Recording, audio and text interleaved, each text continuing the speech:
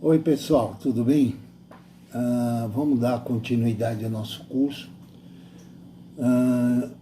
Antes de mais nada, algumas recomendações que vocês já estão cheios de ouvir. Com coronavírus, isolamento social, lavem as mãos se não tiver álcool gel, álcool e sabão. Cuidem dos seus idosos, tá? Eu estava trabalhando até agora. Resolvi parar porque estou com gripe. E como diz o primeiro princípio, o segundo, melhor, princípio da bioética, a não maleficência. Se o médico não pode fazer o bem, não pratique o mal. Se eu estiver contaminado, eu vou ser um vetor para passar a doença para mais gente, tá? Mas se Deus quiser, não vai ser nada. Segunda coisa que eu quero falar para vocês, então, façam o trabalho do perfilamento criminal. Vocês vão dizer o seguinte: perfilamento não precisa ser grande, coloquem o que é perfilamento criminal e como se faz, tá? E mandem para o meu e-mail que eu vou falar no final, tá bom? Bom, um pensamento importante que vale nos dias que nós estamos vivendo é do Benjamin Cardoso, juiz da Suprema Corte Americana. O direito como viajante deve estar pronto para o dia seguinte. É uma verdade, né? Do jeito que estão mudando as coisas, o direito às vezes tem que se manifestar rapidamente do que pode ou não pode ser feito. Então vamos lá. Nós vamos falar hoje de um assunto chamado tanatognose ou cronotanatognose. Crono, tempo, tânato, morte, gnose, diagnóstico, diagnóstico do tempo de morte, tá? Vocês veem muito em filmes enlatados norte-americanos o médico legista se aproximar de uma vítima e dizer assim: morreu há 2 horas, 3 horas, com uma exatidão absurda. Na verdade, o que nós vamos tratar aqui é de uma estimativa do tempo de morte. Lembre-se que isso costuma cair muito em concurso para delegado, para policial civil, não é? Então fiquem atentos. A academia de polícia pede muito isso. Não é só aqui em São Paulo, em todo o Brasil.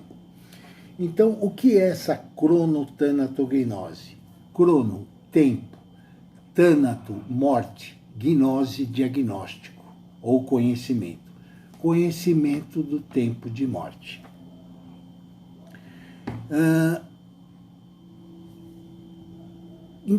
Como é que se divide esses sinais que o médico legista faz uso para diagnosticar a morte?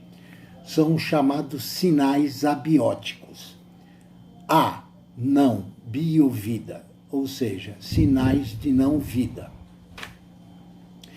E esses sinais abióticos se dividem em imediatos, consecutivos e transformadores, ou transformativos. Os sinais abióticos imediatos é o óbvio, não é? É parada cardiorrespiratória, coração para de bater, o pulmão deixa de funcionar, imobilidade, obviamente morto não se mexe, insensibilidade, inconsciência é o óbvio, tá? E tem um sinalzinho particular chamado midríase paralítica. O que é isso? É só você olhar para um gato, tá? Quando você ilumina os olhos do gato, você vê que aquela menina dos olhos se encurta, fica um fiozinho, não é mesmo? Quando você escurece o meio ambiente, ela se dilata, tá? Após a morte, quando nós iluminamos o olho da pessoa, a pupila não se move, não diminui. Aí o médico chama isso de midríase paralítica, um excelente sinal para se diagnosticar morte cerebral. E aqui vai um reparo. vocês, no folclore popular, né, escutam dizer, olha, fulano morreu de morte aparente, né? Estava em morte aparente, depois no necrotério, depois no velório começou a se mexer. Vejam bem, morte aparente não existe. A morte é sempre real. O que existe, pode haver, e eu já vi alguns casos, de erro diagnóstico, né? A pessoa está efetivamente morta e o diagnóstico foi inadequado. Já vi casos de criança, entre aspas, que acordaram no necrotério, mas aí foi um diagnóstico mal feito. Em certas situações, o batimento cardíaco, a respiração estão tão baixos que, se não houver um exame atento, pode passar. Mas é indesculpável. A morte se diagnostica, ok? Então, são esses os sinais abióticos imediatos. Posteriormente, nós temos os sinais abióticos consecutivos, né, que se instalam algum tempo após a morte. Vou falar somente dos principais ou aqueles que caem em concurso, tá? O primeiro sinal é o chamado resfriamento corporal. Obviamente, após a morte, o corpo deve resfriar, mas aí é um problema. Evidentemente, se o corpo está num deserto, o corpo vai esquentar. Mas como a medicina legal se desenvolveu quase que inteiramente, os seus primórdios na França, olha a Sofia aqui. Ô, Sofia, dá bom dia aí pro pessoal. Oi, Sofia. Então, fique quietinha aí. Se desenvolveu na França. Na França é frio, então o corpo esfria, como na maioria dos lugares aqui do Brasil, né? Se bem que no Nordeste pode acontecer o contrário. Mas, em via de regra, resfriando o corpo, num adulto, o corpo se resfria totalmente, inclusive os órgãos internos, após 24 horas. Em uma criança, 20 horas. E a temperatura, nas primeiras 3 horas, cai em média 1 grau Celsius por hora. Então, por exemplo, a temperatura normal do corpo humano é 36 graus e meio, tá? Então, 1 hora após a morte está 35,5, 2 horas 34,5, 3 horas 33,5. Depois desse período, aí não há parâmetro seguro, tá? No IML, pode ser medido, através de um termômetro especial, a temperatura do corpo, através de um termômetro que se encaixa na porção final do intestino, tá? Então, esse é o resfriamento.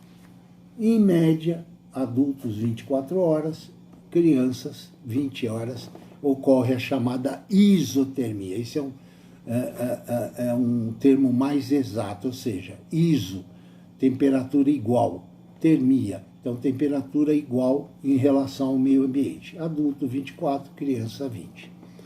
O segundo sinal que aparece são as chamadas hipóstases, tá? Então imagina o seguinte, imagina que meu antebraço é um corpo, tá? Então o sangue aqui está circulando, né?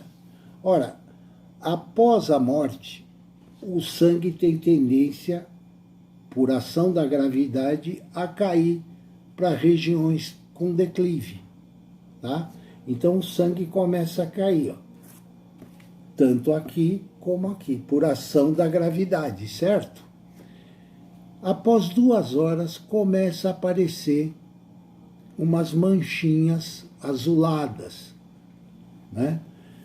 E depois de 6 horas, aparece totalmente azul essa região aqui. São as chamadas hipóstases. E aqui tem um detalhe importante. Até 6 horas, você pode mexer, né, com o corpo e as hipóstases mudam de posição. Após 6 horas, elas se tornam fixas. Ok? Beleza? Então, se eu encontrar um corpo assim, tá? E as hipóstases aqui, que conclusão nós vamos chegar? Que esse corpo foi mexido depois de 6 horas. Perfeito? Muito bem. Então, as hipóstases começam com 2 horas, tornam-se intensas com 6 e se tornam fixas, ou seja, não move a sua posição, ficam no mesmo lugar após 6 horas. Ok? Outro sinal abiótico consecutivo é a rigidez cadavérica. Então você imagina assim, ó, eu estou fazendo uma contratura muscular. O que está acontecendo no meu músculo? Isso aí não precisa saber, só para você entender por que acontece isso. Proteínas musculares estão se encaixando uma na outra, o que permite esse movimento. Após a morte, não há mais a interação dessas proteínas e o corpo se torna enrijecido. E ele segue uma sequência, essa rigidez, no sentido crânio-caudal, de cima para baixo, tá? Então, em média, os autores divergem um dos outros nos horários, porque geralmente é uma estimativa do tempo de morte, tá? Mais ou menos assim, de 0 a 2 horas, o corpo fica duro com os músculos da face, então ocorre uma rigidez cadavérica, tá? Então nós temos de 2 a 4 horas, tanto na frente como atrás, tá? Do corpo, começa a enrijecer o tórax e os braços. Tá? De 4 a 6 horas, o abdômen, os antebraços, tá? O abdômen. Depois, 8 horas, começa a rigidez para os membros inferiores, coxas, na sua face anterior e posterior. E 12 horas o corpo está totalmente duro. Então, numa mesa de necrotério, se o corpo está todo endurecido, através da movimentação, o corpo adquire novamente a mobilidade. Tá? E até alguns casos interessantes, né? Se você vê no Nordeste, tem até uma literatura de cordel chamada Um Morto que Ri, que foi um fato que realmente aconteceu. Numa cidade do interior, né? Todas as pessoas lá velando o morto, seu ente querido. De repente o morto estava assim, ó. Olha o que aconteceu.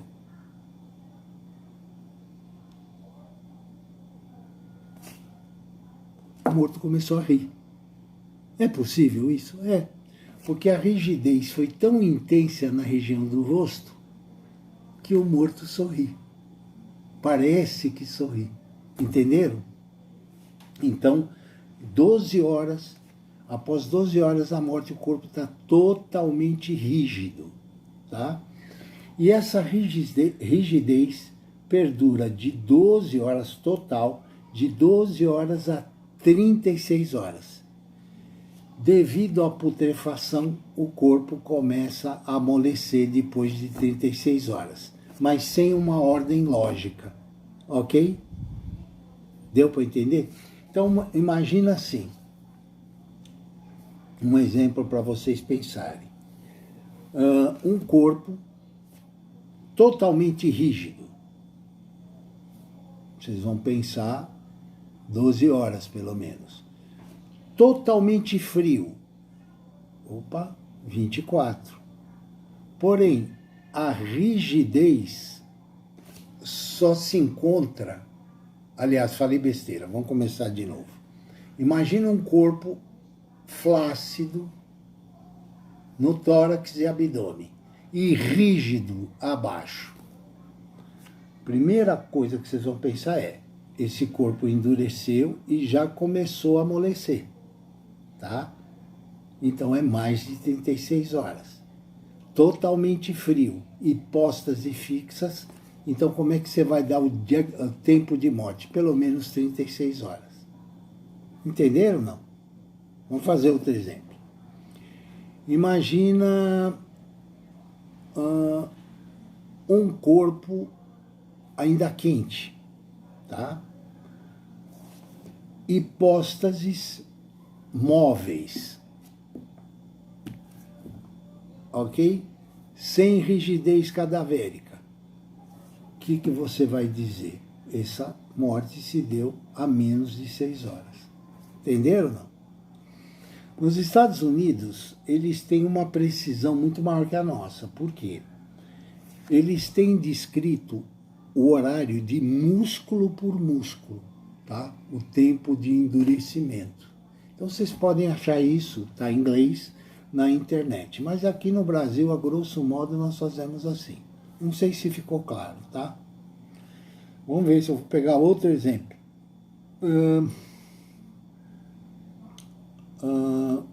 Uma criança, corpo frio, hipóstases fixas, tá? Rigidez cadavérica até o começo das coxas. Qual o diagnóstico, aproximadamente o tempo de morte? Ora, a criança está fria, então pelo menos 20 horas, ok? As hipóstases estão fixas, então pelo menos 6 horas. A rigidez começou. Então você pode dizer do parâmetro que te dá mais certeza 20 horas. Então pelo menos de 6 a 20 horas. Não sei se entenderam, né? Depois, quando acabar essa loucura, a gente se encontra e a gente explica melhor. Tá bom? Então, daqui a pouco, vamos para a próxima aula. Abraço.